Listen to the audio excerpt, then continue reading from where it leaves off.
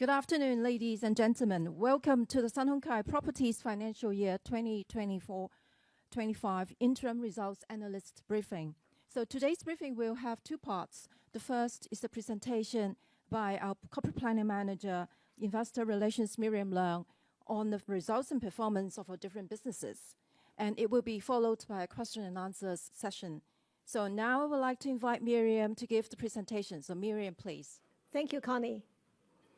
Good afternoon, ladies and gentlemen. Thank you all for coming. And welcome to Sun Hung Kai Properties FY 2025 Interim Results Analyst Briefing. As usual, I will present an overview of the results and the performance of our businesses, followed by a Q&A sections with our senior management. Let's start with the group's financial review.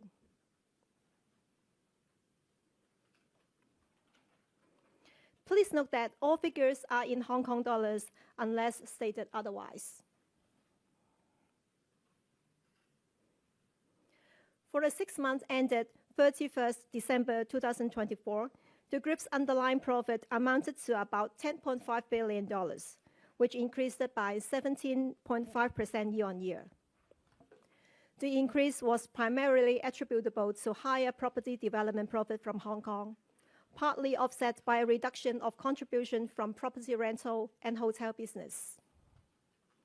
Including the net effect of revaluation loss of around $2 billion on investment properties and fair value gains of around $0.9 billion realized on sale of investment properties, the reported profit was $7.5 billion, a decrease of 17.7% year-on-year. The underlying earnings per share was up 17.5% to $3.61, while reported earnings per share was down 17.7% to $2.60. As for dividend, the Board of Directors has declared an interim dividend of 95 cents per share, the same as last year. Moving on to the profit breakdown by segment. The group's property development profit increased by 22.8% to around $2.5 billion, mainly due to higher revenue from property development in Hong Kong. On property rental, the group's net rental income decreased by 3.5% to around $9 billion, mainly due to a 3.6% drop in net rental income from Hong Kong portfolio and a 3.9% decrease in net rental income from the mainland portfolio. As for hotel performance, an operating profit of $377 million was recorded from the group's hotel business, down from $430 million in the same period last year. Profit from other businesses increased by 1% to around $2.6 billion. So altogether, the group's total operating profit for the first half FY 2025 was up 0.8% to $14.5 billion.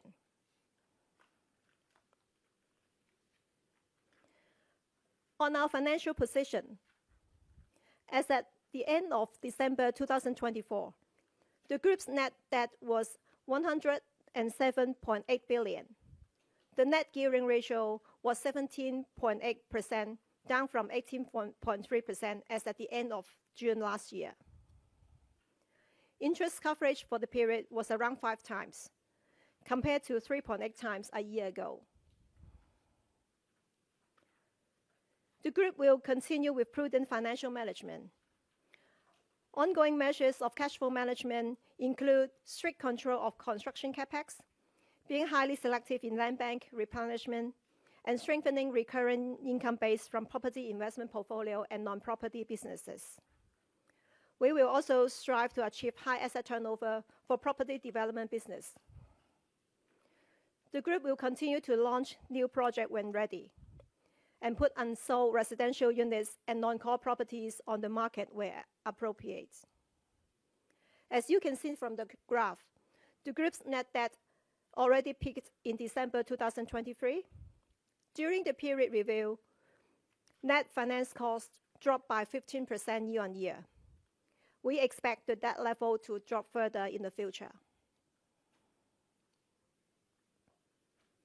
The group has been increasing the use of RMB-denominated borrowings to better align its assets and liabilities denominated in RMB. As at the end of December 2024, RMB-denominated debt accounted for 23% of total borrowings. About 48% of the group's total borrowings were either fixed-rate debts or RMB floating-rate debts. The group's debt maturity profile was also well balanced. With ample unsecured facilities on standby and abundant liquidity, the group is one of the best-rated developers in Hong Kong, holding an A+ rating with negative outlook from S&P and A1 rating with negative outlook from Moody's. Let's move on to the performance of different segments. As at the end of December 2024, the group's total land bank in Hong Kong was about 56.9 million square feet of attributable GFA, comprising 37.6 million square feet of completed properties and 19.3 million square feet of properties under development. Among the completed properties, retail portfolio accounts for 33%, while offices accounted for 29% of the total. For properties under development, about 12.9 million square feet were residential properties under development for sale. During the period under review, the group added 2 sites with a total GFA of about 465,000 square feet to its land bank. The group also added another 2 residential sites, totaling 595,000 square feet of GFA after the end of review period. Regarding land resumption, some of our land lots were resumed with a compensation of about 3 billion during the period. The corresponding gains have been recognized in the first half of FY 2025. The group will continue its prudent financial discipline in land bank replenishment. In January this year, the group won the tender for a site in Tai Wai with a total GFA of 194,000 square feet. Located in a mature community with easy access to public transport and neighborhood facilities, the site will be developed into a residential development, providing mainly small and medium-sized units. In February this year, the group also acquired a harbourfront site located at Tung Chung New Town Extension. Served by the future MTR Tung Chung East Station, the sites offer panoramic sea view and design flexibility. It will be developed into a residential project with a total GFA of about 400,000 square feet. Now, let's focus on property development business in Hong Kong.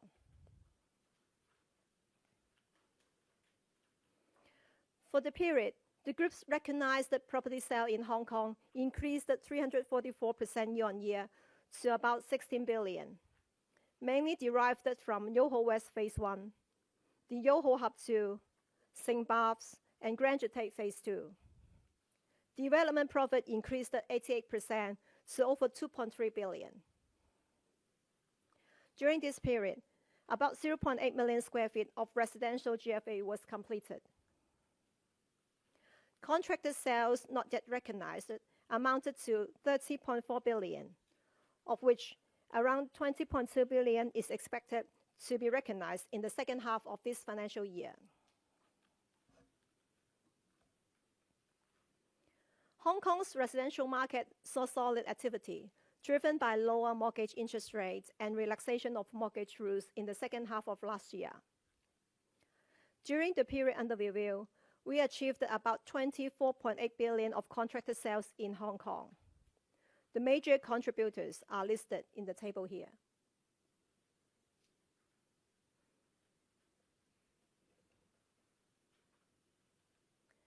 This map shows our new projects to be launched. There will be a diverse mix of projects to cater to home buyer with different preferences.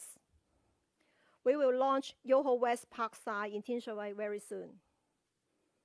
In the next 10 months, other projects to be launched will include the Saisa project near Ma On Shan, namely Sierra Sea, the new phases of Cullinan Sky and Cullinan Harbour in Kai Tak, the residential project in Kutong, and the Phase 3A of Novoland in Tuen Mun. Furthermore, we will continue to put up for sale the unsold completed residential units and some non-core properties. Now, we move on to our Hong Kong rental portfolio.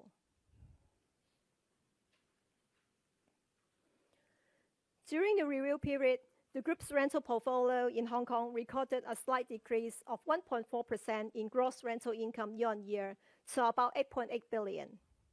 Overall average occupancy remained stable at around 91%. Rental performance of the retail portfolio was resilient, but challenges for office rental remain.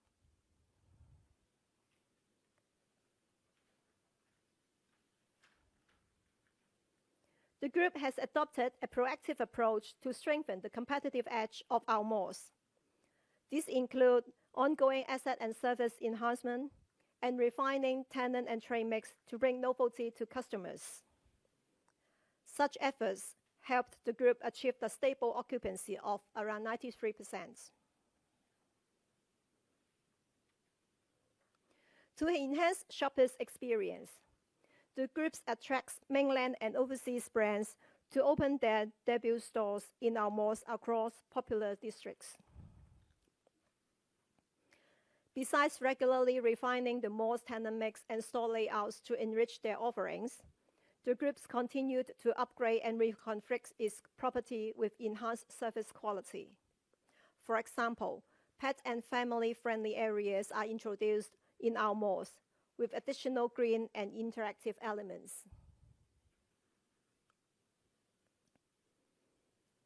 The Points, our integrated loyalty program, enhances shoppers' experience to attract tourists and local customers.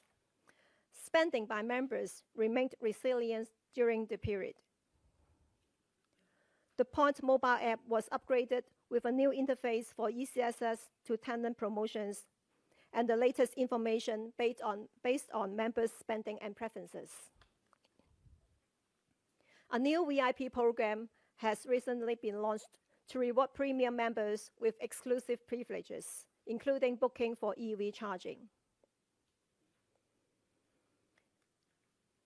Moving on to our office rental performance. Despite challenges, the group's quality office portfolio achieved an average occupancy of about 90%. Our portfolio remained competitive under the flight to quality trend. It differentiated itself with high green building standards and professional property management. We will continue to upgrade our major existing buildings to enhance quality and green standards.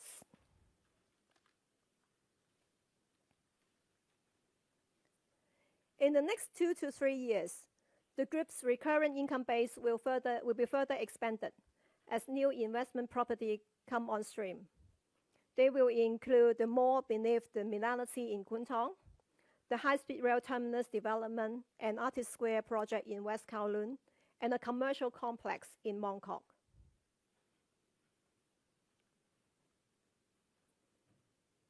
The high-speed rail West Kowloon terminus development offers plenty of greenery and human-centric designs, and has recently been named the world's best real estate development in Euromoney's Real Estate Awards. Its office portion, called the International Gateway Center, IGC, is targeted for handover starting from early 2026. The mall beneath IGC will introduce high-end retail and dining options. This project, together with the Artist Square Towers project also under construction, will create strong synergy with the well-established ICC cluster. Turning to our property business on the mainland.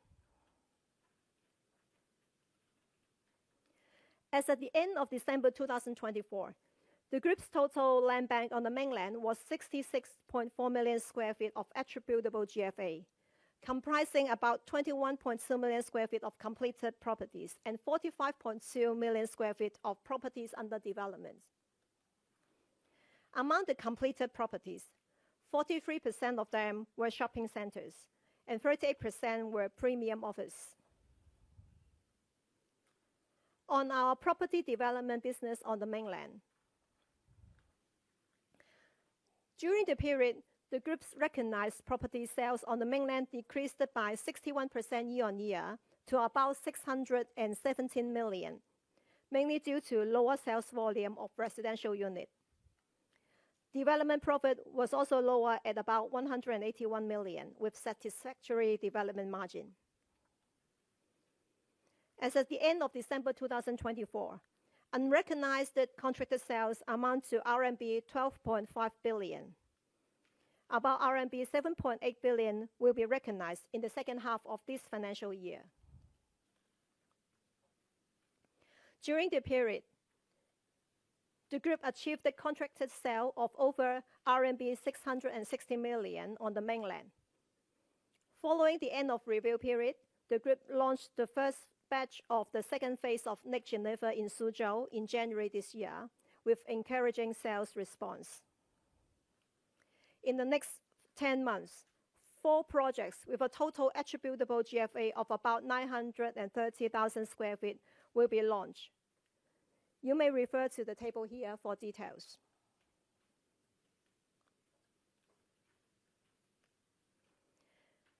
As for our mainland rental portfolio, during the period, the group's gross rental income from the mainland rental portfolio decreased by 1.6% year-on-year to about 3.1 billion, or down 1.7% in RMB terms. The mild decrease was mainly due to a decline in turnover rent of its retail portfolio. A vast majority of projects in our mainland property investment portfolio are premium integrated projects located in core business hubs in first-tier and leading second-tier cities. Tenants enjoy great accessibility to public transportation and complementary amenities within the same complexes. An example would be IFC in Shanghai. Our office portfolio is known for its premium building quality and high green building standards. Occupancy of landmark office building in Shanghai remains satisfactory. As for our retail portfolio, it demonstrated resilience through unique positioning and having adopted a proactive approach in enhancing its attractiveness. Major malls maintain high occupancy despite keen competition in the markets. Replicating the success of Shanghai IFC Mall, Nanjing IFC Mall held its grand opening in July last year and has become a popular shopping destination in Hexi CBD ever since, achieving high occupancy. The mall houses duplex luxury flagships and new concept stores of renowned retailers. A remarkable 30% of shops in the 1 million square feet malls are debut stores in Nanjing. The mall complements Andaz Nanjing Hexi Hotel and the Grade A office towers within the complex. This year, the expected full completion of 3 ITC, the final phase of ITC in Shanghai, will mark another milestone of the group's business on the mainland. The Tower A office, which has been completed, achieved a committed occupancy of over 70%.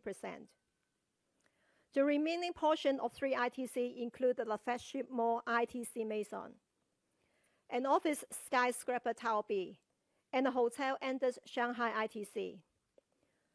The mall will bring an innovative retail formats and creative concepts, featuring an extensive variety of shops, including high-end retailers and renowned restaurants. Let's turn to our hotel business. During the period, the group's hotel portfolio in Hong Kong maintained high occupancy. Operating profit of the hotel segment dropped 12% year-on-year to 377 million, down from 430 million in the same period last year. The decline was due to increased operating costs and additional costs incurred from new hotels that commenced operations on the mainland. As for new hotel, Andaz Shanghai ITC, part of the integrated project 3 ITC, is set to open with over 250 hotel rooms by end of this year. Moving on to the ESG initiatives. The group continues to make significant strides towards its 10-year environmental targets and has already achieved its goal of reducing greenhouse gas emissions for key commercial buildings by 25% ahead of schedule. Building on this progress, a new target has been set to reduce such emissions by 35% by 2029 and 30. Another highlight is to join hands with joint venture partners in developing Hong Kong's first privately funded solar farm on the landfill in Tseung Kwan O. The project will be completed in 2025, with an annual capacity of generating 1.2 million kilowatt hours of green electricity. To encourage the switch to electric vehicles, the group also doubled the number of super-fast EV chargers in its malls.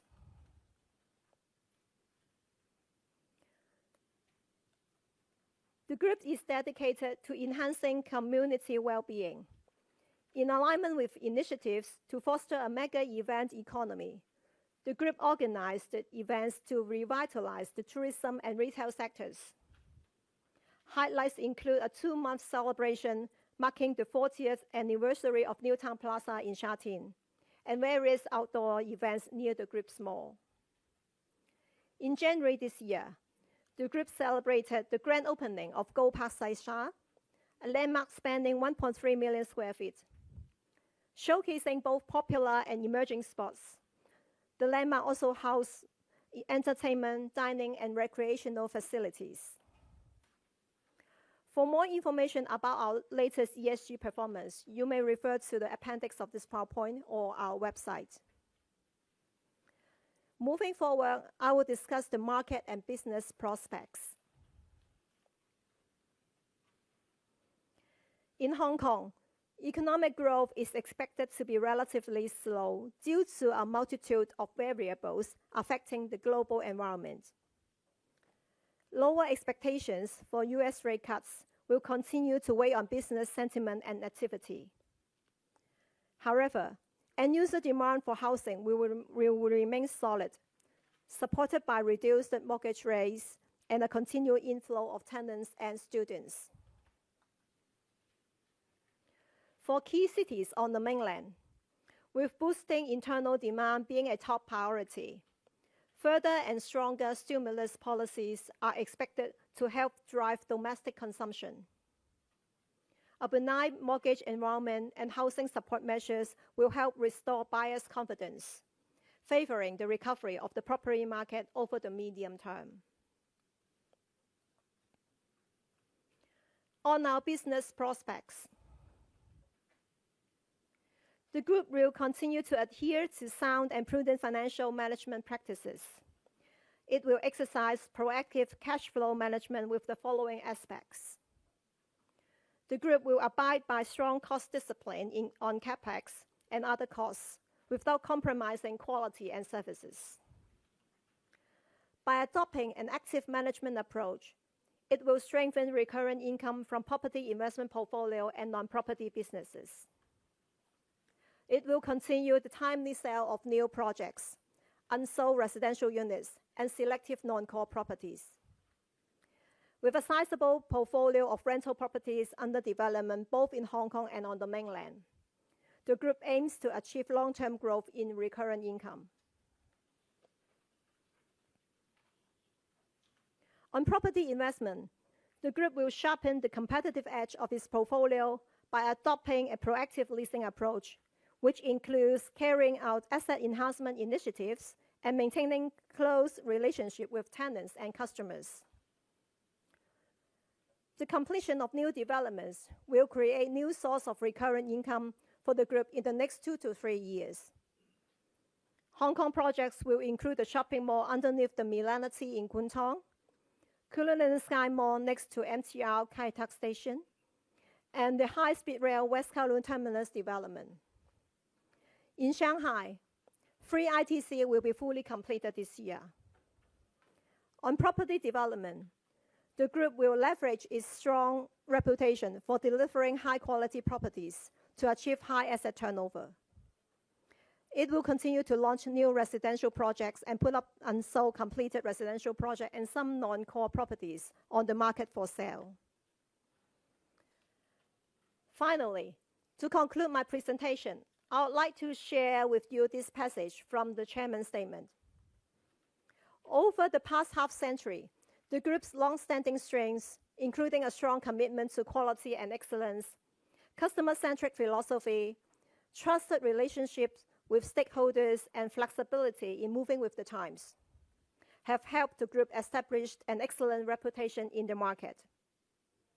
With its solid financial position, sizable rental income base, strong leadership and execution teams, and time-tested strategies, the group has laid a robust foundation that enables it to navigate effectively through the evolving changes in the property market and the global economy, consolidating its market leadership.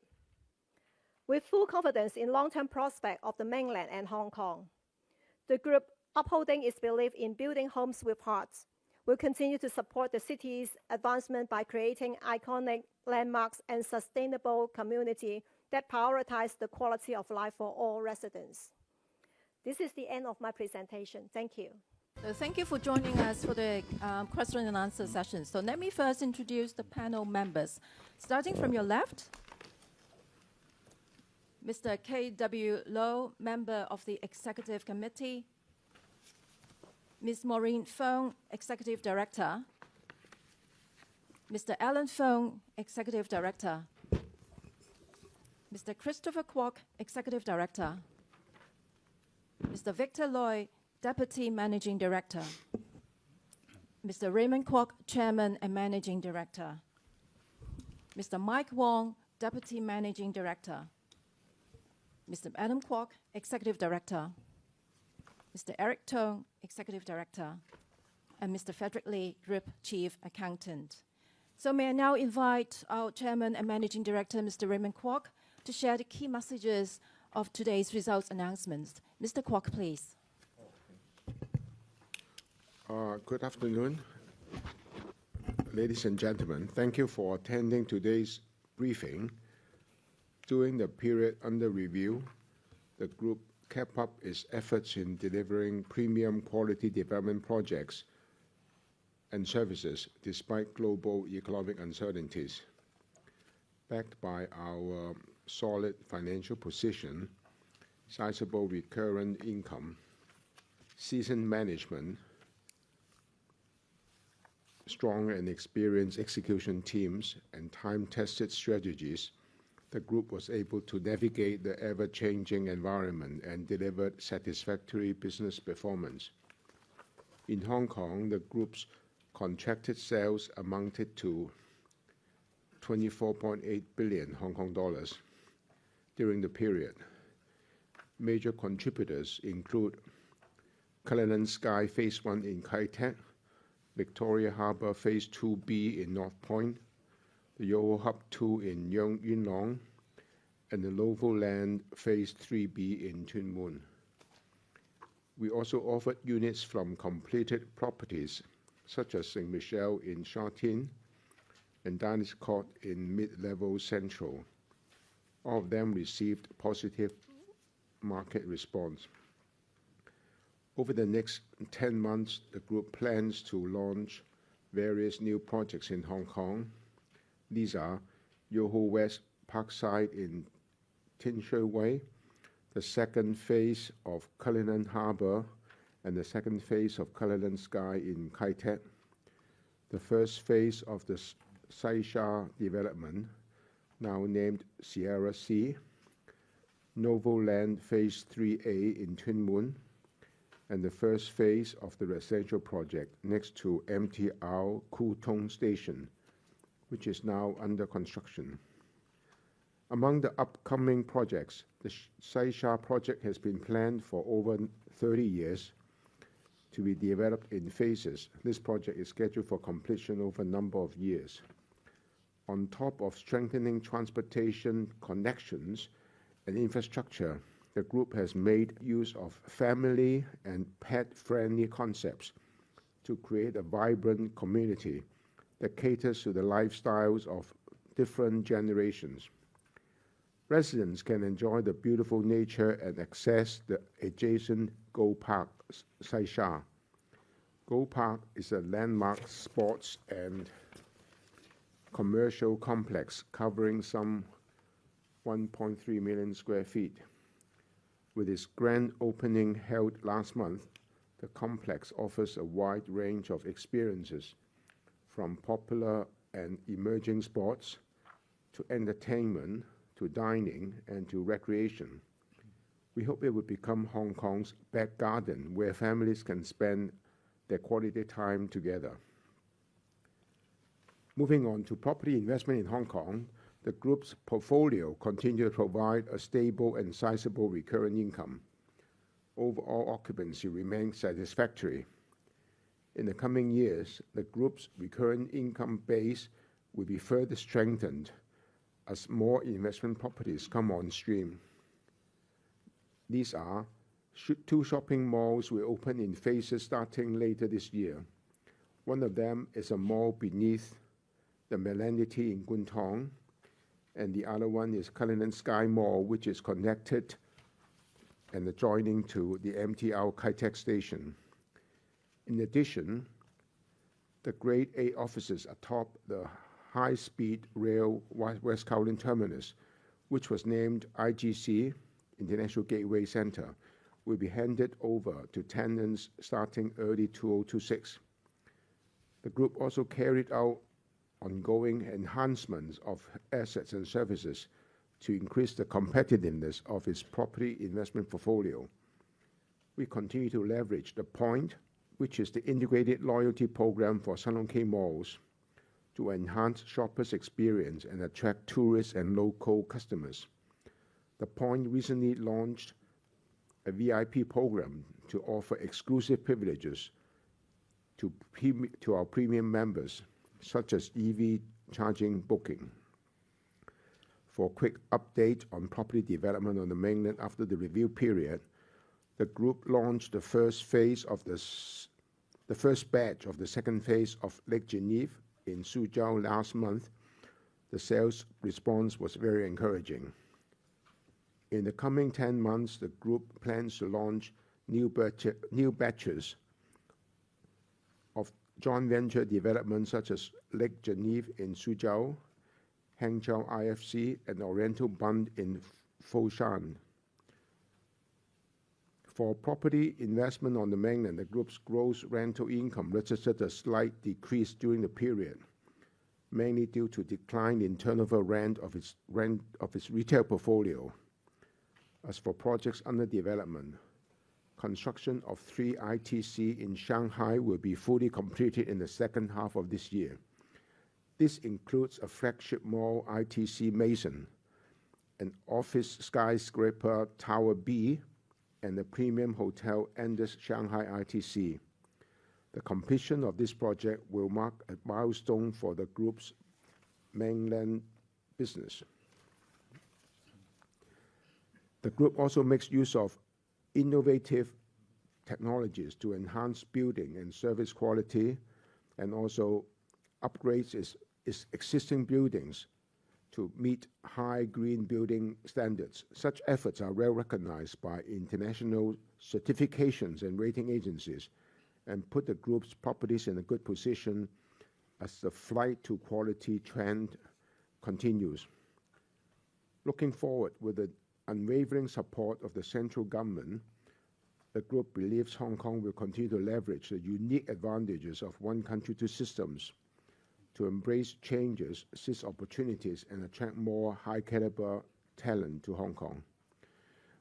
With full confidence in the long-term prospects of the mainland and of Hong Kong, and upholding its belief in building homes with heart, the group will adhere to prudent financial management practices, maintain a low gearing ratio, and leverage also its diversified investment properties to maintain a stable and sizable recurrent income. By exercising strict cost discipline, the group will continue to develop iconic integrated projects and sustainable communities that enhance the quality of life for residents, contributing to the strengthening of Hong Kong's status as an international financial, trade, and transportation center. So thank you. Thank you very much. Thank you, Mr. Kwok. So now I'll open the floor for questions. So before posing your questions, could you let us know your name and the company you represent? So I'll have that gentleman in the fourth row. Thank you. Yeah, thank you, management. This is Griffin Chan from City Property Team. So I have 5 questions. The first 3 on the Hong Kong. So on the Hong Kong residential market, what are the group expectations for the Hong Kong residential home price, given we have higher for longer interest rates as well as high level of supply and inventory? So are you concerned about the distressed player in the market will continue to put pricing pressure into the residential market? So this is the first question. Second one is on the contract sales. So will you revise up your Hong Kong property contract sales for these financial years? And what are the upcoming new launch in the second half financial year of 2025? And what is the pricing strategies for the upcoming launch? So how would you balance between the asset turnover as well as on the profit margin? The third one will be on the residential margin. So what is the profit margin outlook for the property development business in Hong Kong in the coming years? Do you see any impairment required for certain projects? And what will be the margin after the impairment? So last 2 will be on China. So basically on the China residential demand. So how do you feel the housing prospect for the residential market in China? So with a lot of supportive policy and measures, what is the impact to our residential project in China? The last one will be on the sales target. So is the group confident to achieve the sales target of 4 billion in the financial year of 2025? What are the salary resources available and what are the major new launch? Thank you. Yes, I answered the question on the Hong Kong market. And although the U.S. interest rate remain unchanged recently, I think the trend of lower mortgage rate will continue in this year. And in this month, we know that there's a leading bank also offering a fixed rate mortgage of around 3%. And this is also pointing to a reducing borrowing costs in the residential market later this year. And backed by the influx of talents and students, we have seen the rental market have been very robust after the Chinese New Year. And I think this will also induce more renters and investors entering into the market. On the luxury side, the sentiment also improved due to the strong momentum of the stock market recently. I think there will be more transaction in this quarter and the next quarter. I think most of the developers are having their pricing strategy according to their financial position. Recently, we have seen some players are launching their projects at a slightly discounted price. But we are happy to see that all the projects are well received and having a speedy sales. I think this is also beneficial to the sentiment too. On our pricing strategy, you may know that we are always striking a balance between volume and margin. And normally for our mass project, we are aiming for a quicker turnover. And for the luxury project, which are normally difficult to replace, we are going to dispose the units at our pace. But having said that, we have sold quite a large number of units in Dynasty Court, our investment property, and also Victoria Harbour.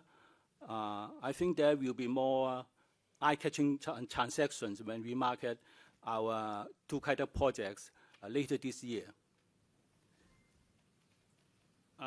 In the next 10 months, we shall have a number of projects to be launched, namely the Yoho West Parkside, followed by our two Kai Tak project, Cullinan Sky, Cullinan Harbour, and also in the second quarter, that would be our Saisa project, which is named Sierra Sea.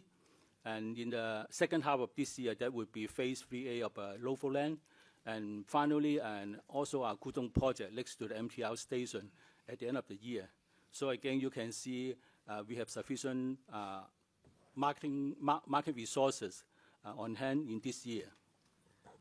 We have also made a small impairment for our project, Cullinan Sky, but actually we have more premium units to be sold in the second phase, and we are confident that we can achieve a high unit price that may enable us to write back some profit later this year.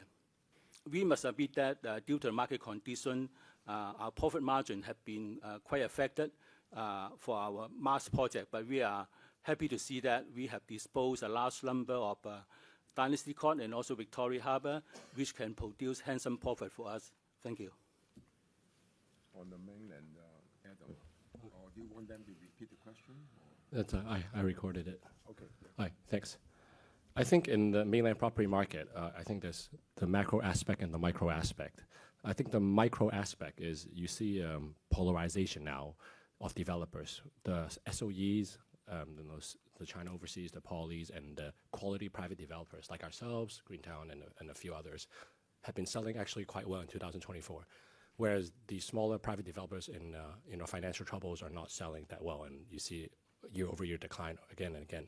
And so I think we see that polarization, and thankfully our projects have been selling well by large. And then the second polarization I see is in locations. I think the ones that are really selling well are Tier 1 and Tier 2 cities, and also in the prime locations in it. And you see a further polarization in buyers in choosing that. So thankfully, most of our projects, like Hangzhou, like Suzhou, like Shanghai, which we're delivering handover in 1 or 2 months' time, have all sold very well.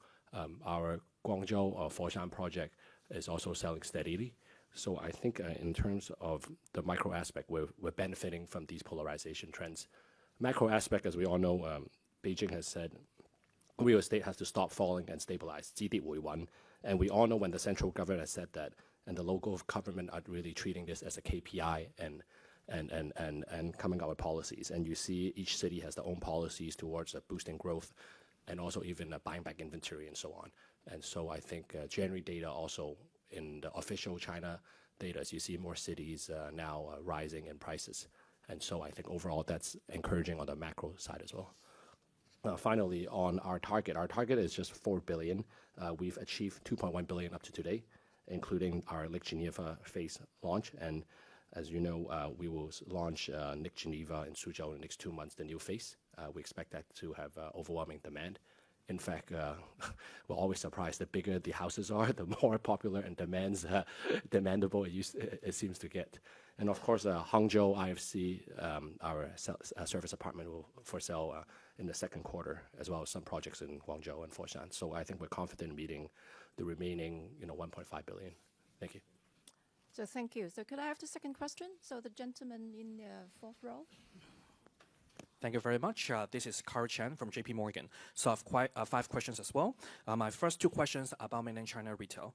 I guess in the past year, the market has been quite worried about the luxury retail in mainland China. So just curious, in the 4th quarter of last year as well as the 1st quarter of this year, do we see a slowdown in luxury retail sales in our mainland China shopping malls, or do we see some improvement, or do you expect that the downward trend may continue for the rest of the year? And then speaking on rent reversion, what did we see in the first half of the financial year of 2025, and what's our expectation for the rental reversion in our shopping malls in mainland China for the rest of 2025? So that's my 2 questions on mainland China retail.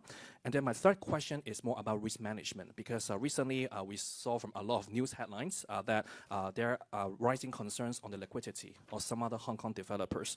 So from your perspective, do you expect any impact on Sun Hung Kai on the accessibility of bank loans or bank's interest rate spread? What would you do to mitigate the potential spillover impact if there is any significant adverse credit events in the sector? So that would be my third question about risk management. And then my fourth question is about dividend, because I think we have been adhering to a dividend policy of around 40 to 50% payouts based on earnings, right? But then going forward, we understand that there may be lumpy earnings because of the DP booking. So we're just curious if we might ever consider changing the dividend policy, because some other peers are now paying dividend based on rental income. So just curious if we might consider changing into that policy in dividend. So that's my fourth question. And my last question is very simple. Do you see any risk of further cap rate expansion on our investment properties? Thank you very much.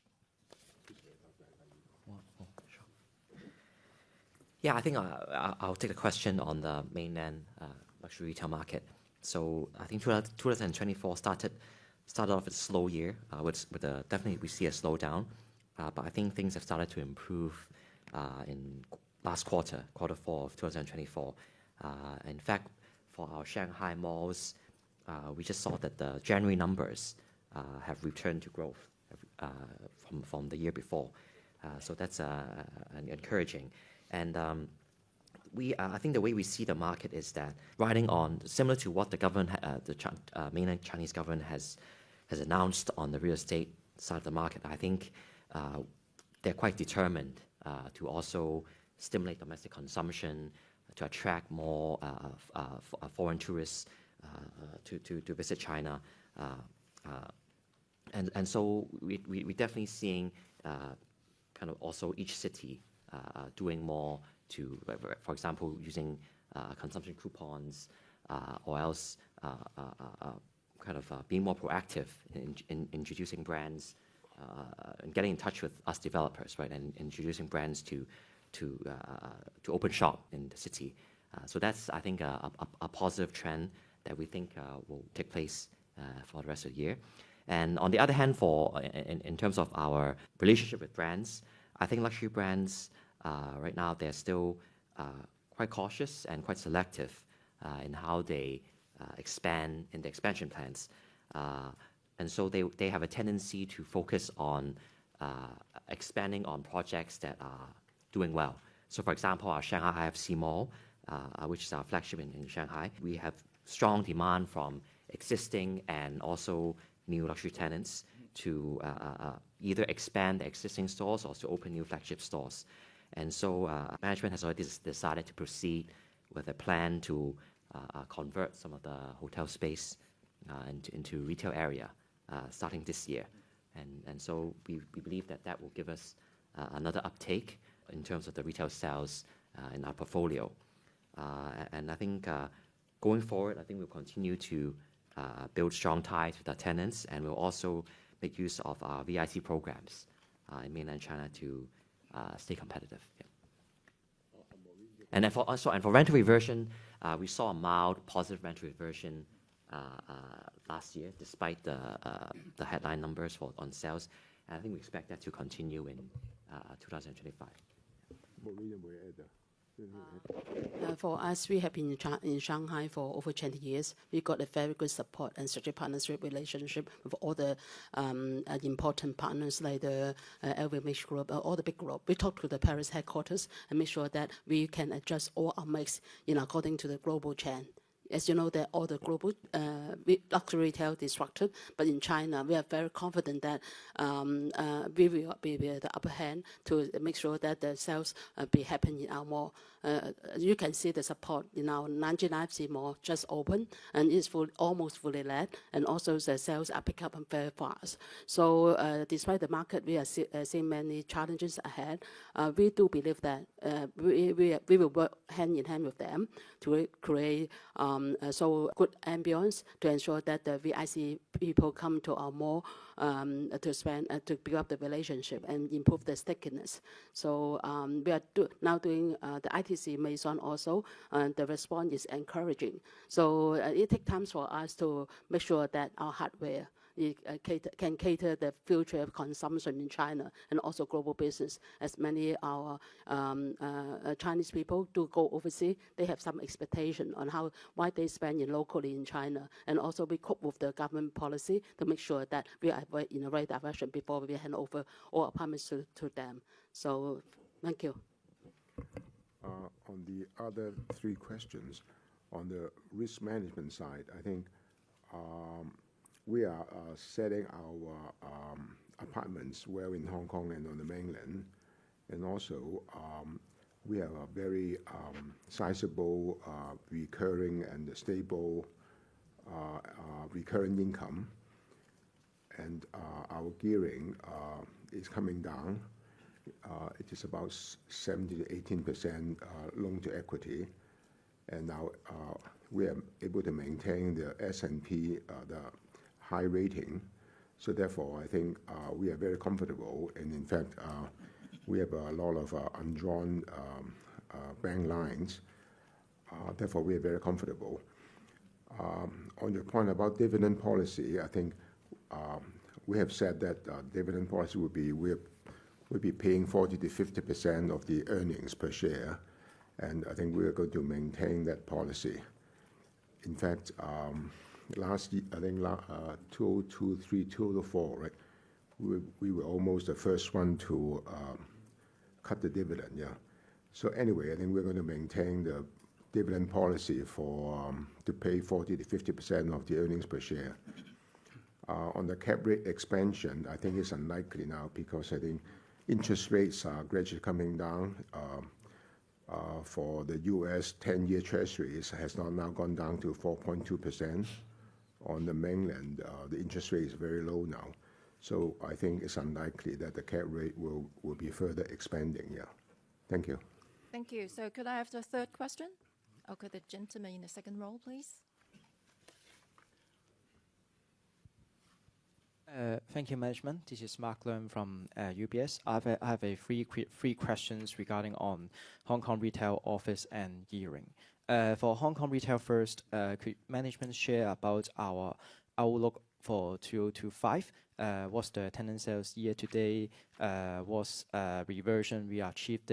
Rent to sales ratio and our strategy to drive our tenant sales and rental income. I think that's the first questions. And then the second question is regarding on the Hong Kong office. Same as retail, could management share about the outlook, reversion trend as well, and specifically for IGC, besides from UBS, could management share about the latest pre-leasing situation, our tenant mix target and strategy for the IGC leasing? Last but not least is on the gearing side. What's the management outlook for the net gearing and also the funding cost? Thank you.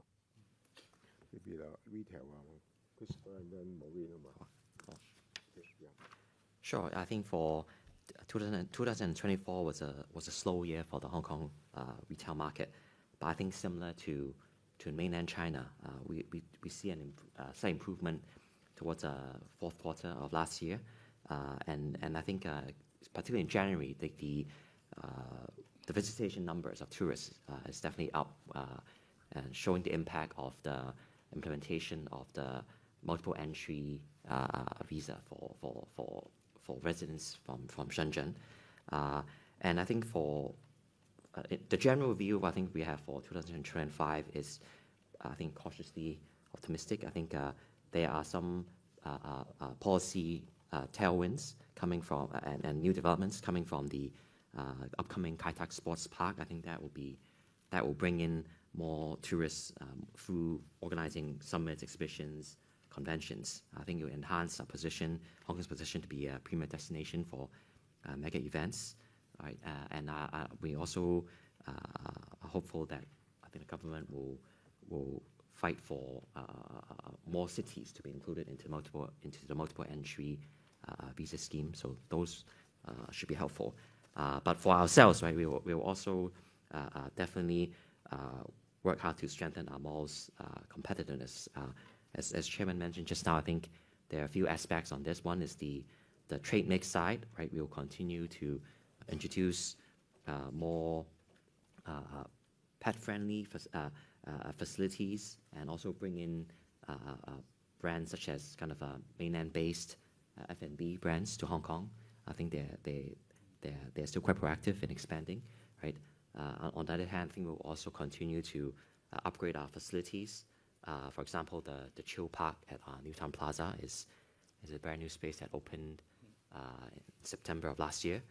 And then on the other hand, I think on the software side, we'll continue to make use of our a loyalty program, which we've just reached the 3 million members mark.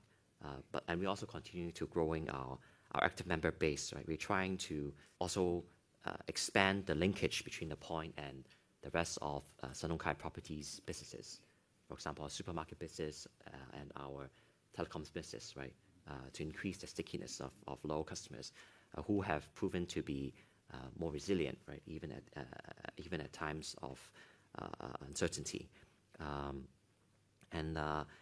Finally, we will also continue to invest in new properties. For example, again, as Chairman mentioned earlier, the shopping mall beneath the Millennium project in Kwun Tong, and then the Cullinan Sky Mall in Kai Tak, and further down the road is the high-speed rail shopping mall project. So these should further strengthen our recurrent income base going forward. I add on one point, the economic market situations prevailing is very challenging, but we got a very strong professional team on executions. At the same time, we are working in China. So the holistic environment and also the global changes, we can have some insight and to enforce some initiative and marketing campaign that we can do better and faster. So thank you for last year, the Panda economy, and then we come up to the the visitor scheme, and the tourism do boom, and at the same time, a lot of good news coming to Hong Kong. So by the end of last year, fourth quarter, we do feel the pulse, the market sentiments become warmer, and also the sales picking up good. So starting this year, many mega events on the right path, and together with all the mega event coming, we do believe that the retail market is very resilient, and we are very confident to make sure that the sales will be on the right path. All right, thank you. On the Hong Kong office market outlook, it is still under a bit of pressure these days, given the backdrop of a very sluggish, or rather sluggish economy, and also soft demand for office space at the moment. So we think that the market will continue for a bit of time in the situation that we are facing, and we still see vacancies going up a bit in various districts in Hong Kong, and this of course will have pressure on the rent. But the good news is we see the increase, the magnitude of the increase of the vacancy is coming down, is shrinking, and we also have seen stronger demand for space coming back. People are now considering taking on more projects in terms of expansion or restructure the business in order to pave the way going into the future. So the demand is coming back. That's what we have seen in the last few months, but gradually. So in the short term, the rent will still be under pressure. But in the medium term, we think, the outlook is getting better. And on the marketing of our, IGC project in West Kowloon, we are talking to many, potential prospects. Most of them are from the financial service sector. They include asset managers, and I think in particular, wealth management, companies, big and small. I think they all, see West Kowloon as a perfect location, and they want to be in that location simply because of the excellent transport connectivity to the southern part and into, other cities in the mainland as well. And also, the fact that West Kowloon, has become, the destination, in Hong Kong for future, businesses. Because we got the cultural district, which is very unique in Hong Kong. So the combination of that, you're next to the water, and then you have brand new and also world-class, with green initiatives, new buildings, premium quality design, and also, a very professional and exceptional property management service to be provided, in our new projects. And of course, the success of ICC in West Kowloon offer the business community a strong confidence about not only, of course, Sun Hung Kai, but also, the area, meaning West Kowloon. So we see the momentum, is building up in terms of, leasing of IGC project. It is a big one, but then we see, demand coming from, big and smaller size, occupants. So now we are getting, close to the completion of the project, end of the year, this year. And we're going to hand over space starting from January next year to tenants. So we see more and more interest will come, as we are closer, to the completion of the project, which, this is used to be the case, in the past. So we are very confident about, the leasing of remaining spaces, in the project. I think KW's team will work very hard to continue to maintain kind of high green building standards and good quality of the project itself and also the property management services. And I think another thing maybe you can point out is recently we've also increased the ties between our Hong Kong office and mainland office teams, because we feel that there's increasing demand from companies based in mainland China but wanting to go overseas using Hong Kong as a midway stop. So I think we're enhancing the intelligence sharing and gathering on that front, right? So that sometimes many companies who are also our tenants from Shanghai, we will also recruit them to Hong Kong, and in a way to keep them within the Sun Hung Kai SHKP portfolio. Also, I'd like to add on the office side, right? The stock market in China for these technology shares have gone up a lot, right? So therefore, the mainland has a very vibrant stock appreciation of technology shares, and in addition, the Hong Kong government has really pushed for more IPOs in Hong Kong, right? So therefore, there'll be more IPOs in Hong Kong. So therefore, the office sector, there'll be more demand. And furthermore, right, every bank wants to expand on the wealth management side. Unfortunately, they may not expand on the investment banking side, but wealth management, every bank is interested to take on the low-risk wealth management business. And we believe West Kowloon is a perfect area, because I think, okay, you can arrive on the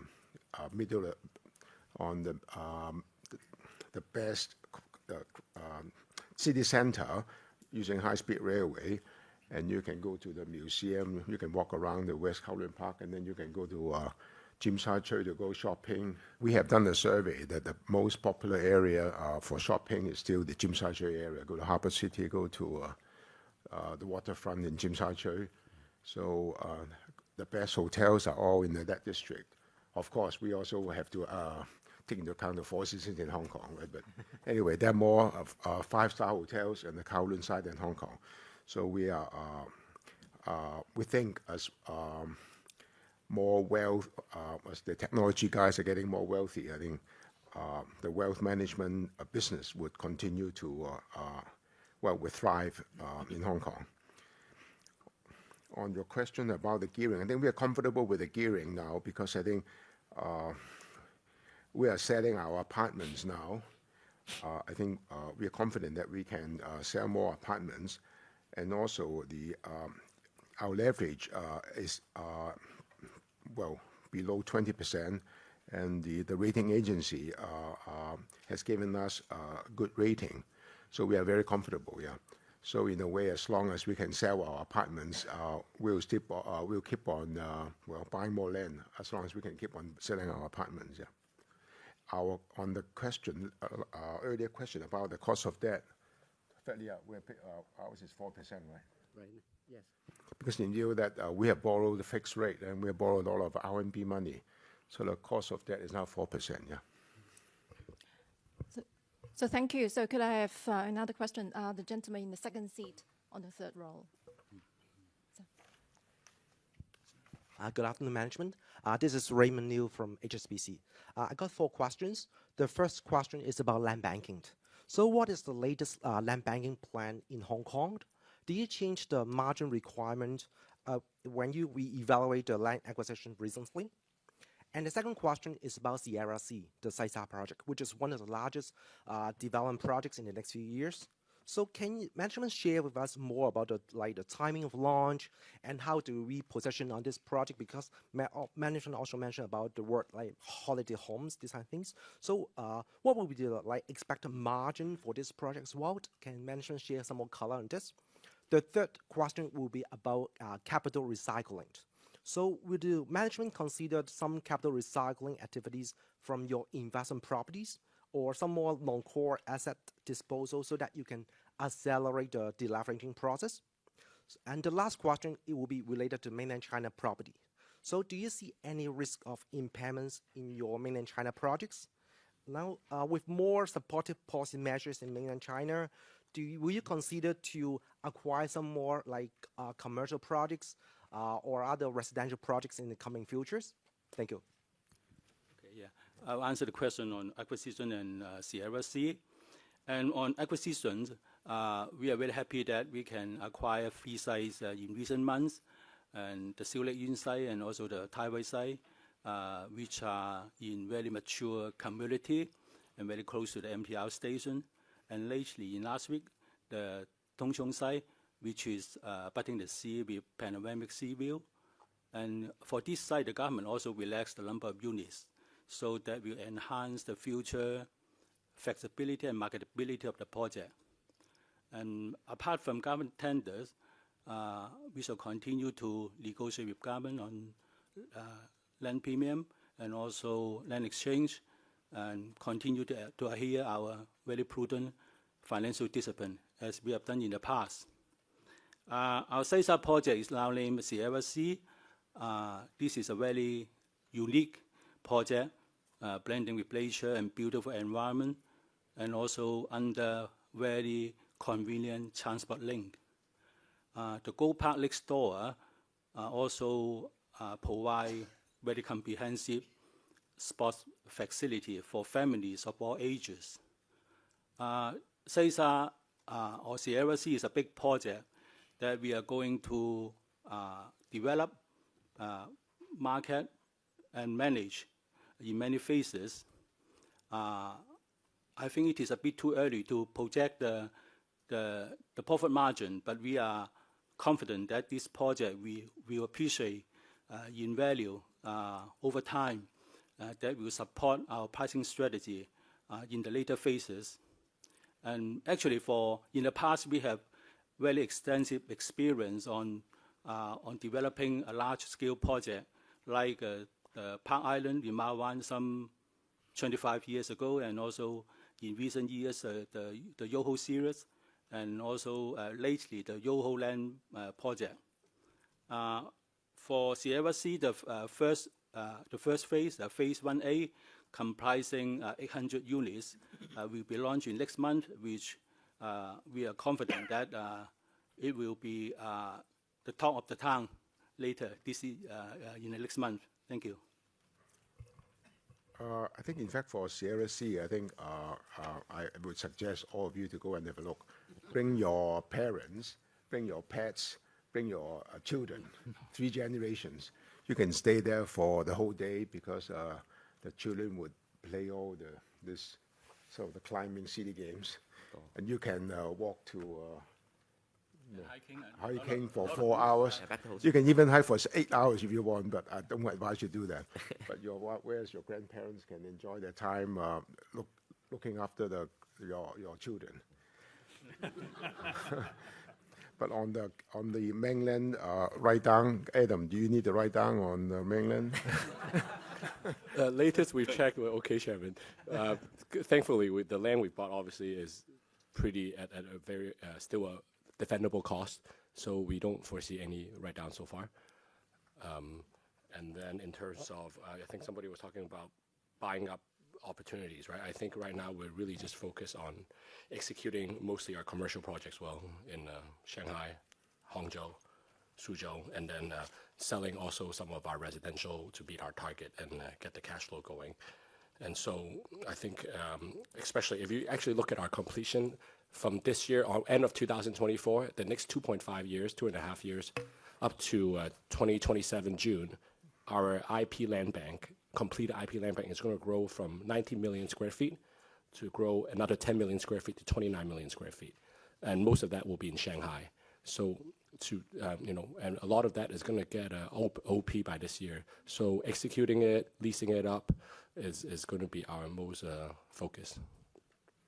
Yeah, I think on the mainland residential properties, I think we're lucky that almost all our projects are in Tier 1 cities. And as you all know, I think Tier 1 cities, there's no need to write down. A lot of other mainland developers, unfortunately, they have moved into Tier 2, Tier 3, right? So clearly, when most of the mainland young people prefer to work and stay in the Tier 1 cities. Yeah. Oh, and we haven't bought, you look at people writing down, they're usually the ones who bought in 2020, 21, 22, and thankfully we haven't touched much during then. Okay, so could I have the last question? So the gentleman in the third row on that side.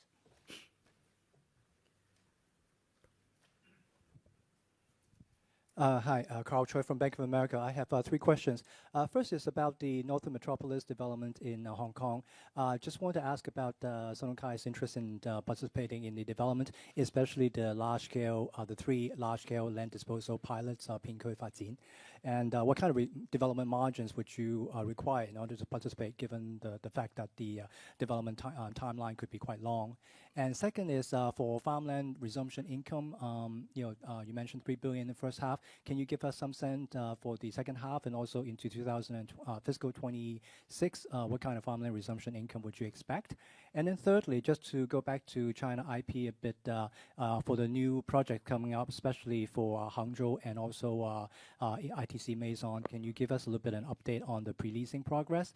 And particularly for ITC Maison, as mentioned, luxury retailers are cautious. So what's the positioning of the mall? How can you stand out from your competition? And how can you convince the luxury retailers to open at your mall? Thanks. Yeah, Mike. Yeah. And I'll deal with your first 2 questions. On the question of Northern Metropolis, indeed, Northern Metropolis is a grand plan promulgated by the current government term. It's a multi-year grant program covering 1/3 of the land area of the whole territory. And it's going to promote to house more population, more economic activities, particularly the new technology and integration with the mainland China and GBA. And obviously, we welcome the government initiative and effort to implement this to help the growth of Hong Kong. Secondly, we have a very long history to work in NT, particularly in this NM, Northern Metropolis area, such as Grand Yoho projects, Park Yoho projects in the past, alongside with the ongoing 2 projects, one in Dongxing Lei, which is a plot of land next to Yoho Mall, very close, about 5 to 8 minutes walk. And another project that Mr. Lui mentioned earlier on is the Kutong project next to the actually adjacent to the MTR station, which is due to complete by the year 2027. These 2 projects are actually under construction, having a GFA about 1.8 million square feet. Thirdly, while we continue to monitor, to review, in fact, the 3 parcels of land currently contemplated by government is still under consultation period. By the end of March, we will submit our views. Through various means, we're actually feeding back our comments to government to try to make it work and to help the development of the whole of the Northern Metropolis. But however, we will take a very prudent view after seeing what will be the tender condition, which after the end of consultation, they said they will gradually roll out these 3 parcels of land for tender. probably by the end of the year. On the subject of farmland compensation, indeed, we do have some parcel of land have been taken over by government. And during this period, this financial year, we have area in that area resumed by government. They will probably expect a compensation about $3 billion, about $3 billion. And the corresponding gain is about 1.1 billion. And probably you have noticed in the previous year, we have recognized in the last financial year for a gain of 1.1 billion out of the total 1.9 billion compensation. And frankly, we are not sure how the resumption program for other areas in Northern Metropolitan, which is yet to be announced, so that we're awaiting what government will try the timeline to implement the development of these major tentpole areas in NM. Thank you. I think for on the Shanghai ITC and Hangzhou project, I think for ITC it's our biggest undertaking of a single mall ever in mainland China, and I think the way we so far I think leasing has progressed very well. We are going to open the first phase towards at the latter part of this year. It's a 150,000 square feet of F&B zone that is primarily to serve the dining needs of our office worker. It's going to be a lifestyle zone.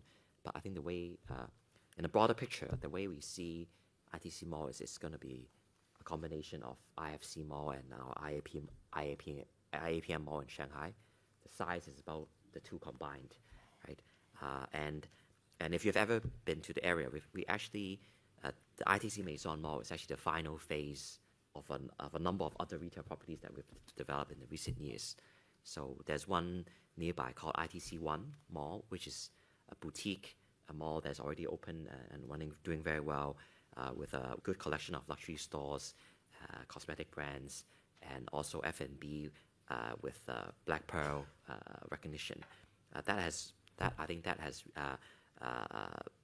opened to good market feedback, and I think riding on the success of that, we have always positioned that mall as a showcase, as a preview of what is to come on ITC Maison Mall, right? So I think riding on the initial success, I think brands will have more confidence, right, in coming to the ITC project. And I think one of the ways, and so that will give us a good starting position, right?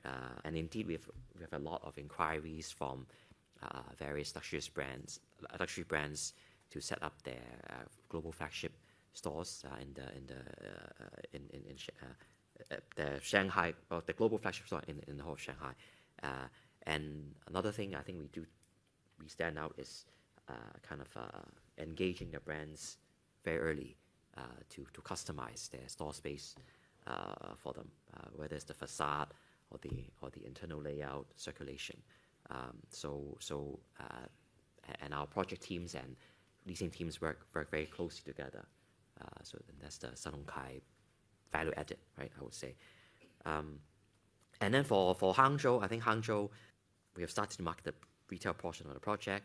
And I think brands are also quite excited because a few things that are going well for that project. One is the residential portion is sold out within a day. They're all one day fully sold projects, and those themselves, the residential portion itself will already bring in some affluent, high spending captive customers to the mall.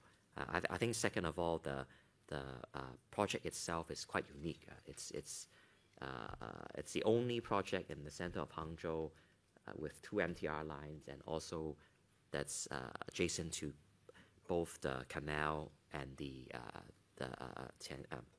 Qiantang River, right? And as if any of you know, the Qiantang River is something that's very it's like the Victoria Harbour for us in Hong Kong, right? So the locals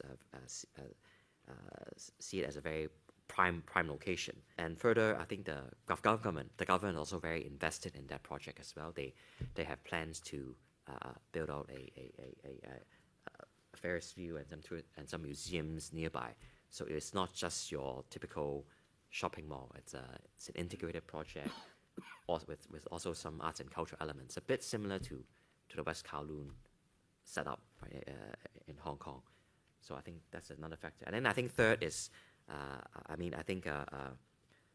recently, right, DeepSeek and a lot of AI companies are actually based in Shanghai, based in Hangzhou, right? And these are now the darlings of both the stock market and also country leadership. So I think there'll be wealth created, and new wealth created will be there to support the growth of the luxury market in Hangzhou.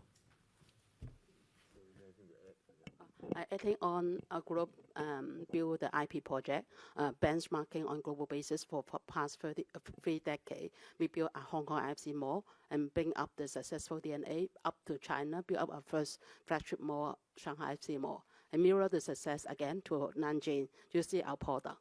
The uniqueness is the locations, hardware, excellent hardware, appealing to our elite customer and also our luxury partners. Most important is also the infrastructures. Make sure that this rule of thumb, this very important element, we bring along to Shanghai ITC Maison. Most important, we have been on the ground for past 20 years. We got the data, and also we have the excellent team on the ground to understand the market, and also talk to our partners to work closely together. Truly, the execution, the success of the IP project in China, most difficult is the commitment. Thanks for the board empowerment. The whole team have with the commitment to execute and deliver a promise to all partners and build up the trust. So the coming ITC Maison, we do revise the hardware to be more appealing to the latest design and appealing to all the global partners. They are because the market is tough. And then we turn the crisis into opportunity to make sure that they are the winners in the outcome and ensure the sales deliver. Bringing in all this philosophy and also a mechanism, we revise on daily basis, and then we plan our Hangzhou IFC ahead. Build in the latest favor in China, independent board and something, the local people, young people. Hangzhou is a first-tier city. The young people from all over the country have high expectations. So we take a little bit time to refine all the infrastructures and also the market positioning to make sure that it's appealing and the most iconic landmark IFC, latest IFC in China, and also making use of the that city is we say for the luxury people, they say there is a cash cow in Shanghai and in Hangzhou. That is a new type of the customer that will project the future consumption in China. So it's super important for us. We have the well team, we have good team, well planned all the way up forward to make sure that it will be workable and sustainable in the future. Thank you. This concludes today's analyst briefing. So thanks all for coming. We have some refreshments outside. Please enjoy. Thank you.